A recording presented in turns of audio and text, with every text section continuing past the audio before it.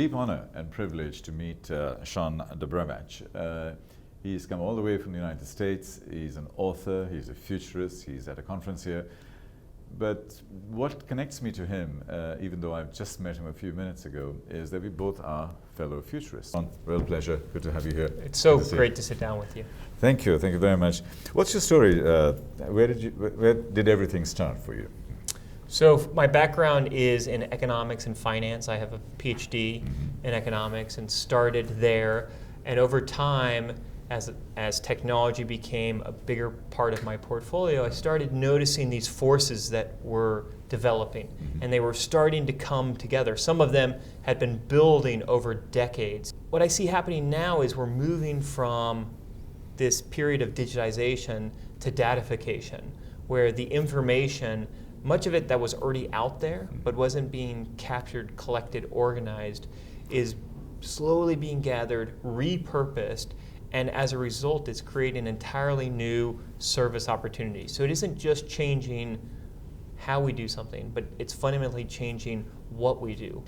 You know, as I travel and speak internationally, one of the rhetorical questions I ask, and with your permission, I'll ask you the same, and that is that as we are in this digital revolution, what are the 3-4 pillars on which the future will stand? What are the foundations of the future? So if we project ourselves in the year 2030, what, in your opinion, are the top 2 or 3 things that will define our lives by the year 2030? Yeah, that's a great question. I think there's lots of forces coming together, as we've already alluded to. Clearly, we're seeing data take on a more pronounced role than it has in the past. In many of these instances, it was data that was already there, it was information that was already available but wasn't being structured. And digitization enables us to structure that and then ultimately redeploy it. So AI is just a redeploying of data into new ways. I think that becomes a key pillar of what the world looks like over the next decade.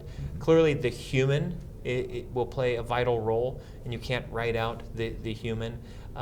As we automate routine tasks, you're going to see cognitive capabilities become ever more important. So things like creativity, intuition will become extremely important in areas where automation can't go. And a friend of mine, she's a show jumper, a host show jumper. And when she saw one of my presentations, it was wonderful. And she said, I actually totally get it, because when I ride my horse, it's 10 times bigger and 50 times stronger, but I ride it. Give it a bit of love, and I ride it. And she's small and petite. Yeah. And this is exactly how I see technology. Is like riding a horse. Bigger, stronger, faster, but we are actually there. And if we can embrace technology with love, but work within that, then it's great. My question to you is, are we actually doing it that way, or technology and just the chase towards data and the chase towards multi-billion, trillion-dollar companies is taking us away from actually maintaining that sense of responsibility? I believe we'll get there. I hope we'll get there. We're not there yet, and we're not there in every way, in every place. But again, it's this iterative nature of innovation that will help us.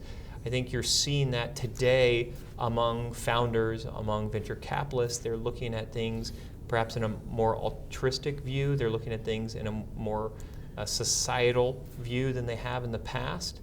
Not everyone, obviously, but the hope is that society comes together.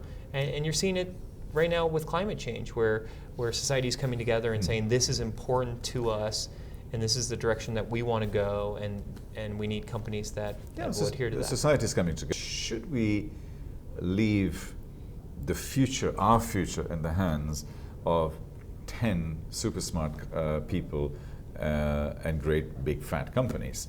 In other words, can we leave it to the private sector, whose motive is money and power? Yeah, well, I think what you'll see is a variety of forces coming together. Clearly, there's areas where government intervention, or policy parameters, curbs, produce a better outcome. And again, going back to earlier statements, it's about creating markets that are well functioning. And we get to define what those markets look like. And when we find aberrations, when we find that the markets aren't functioning the way we want them to function, then we can create, again, tools or techniques to help address some of those issues. When you go to schools and universities, you're a teacher yourself, what are you teaching them? What is your core message to a 13-year-old, and what's your core message to your graduate student at 23? Because we allow so much to be automated in our life today, and that will only grow in the decade ahead, it's important to really focus on these cognitive capabilities, creativity, intuition, exploration, things that are uniquely human become significantly more important in the decade ahead.